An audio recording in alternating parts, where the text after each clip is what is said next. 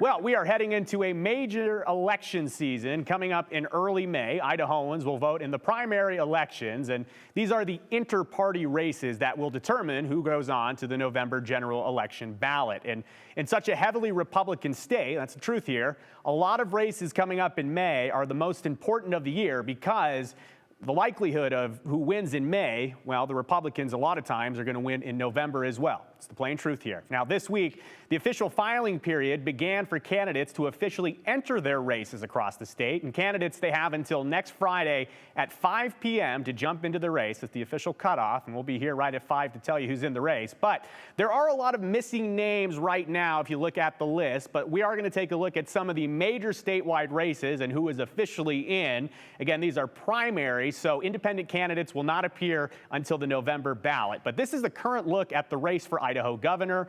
Likely not a lot of household names there. If you go on to the second race here, the race for lieutenant governor, news today, Republican Scott Bedke, he is jumping in the race. Again, this is a real limited list of candidates so far. We're expecting to see a lot more next week, especially in the governor's race and in the lieutenant governor's race. So a real slim list right now, but you can see a Republican, Democrat, and someone from the Constitutional Party there as well.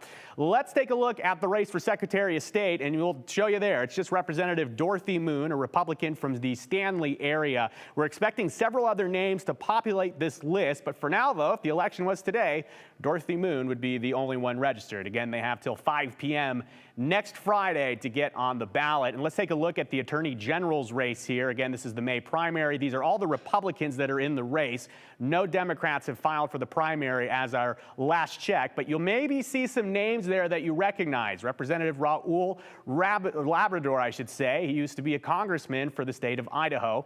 And if we go on to the Superintendent of Public Instruction, some big names there, Brandon Durst, and the incumbent Superintendent Sherry Ibarra. Again, we are expecting a lot more candidates to file over the next week, but we see a lot of questions from you at home in ZipWhip asking us about who's in the races. So that's who's in the race right now. Again, a lot to do. More candidates will jump in soon. We'll keep you posted. But if you're interested, you can keep track of all this yourself online right now, ktvb.com.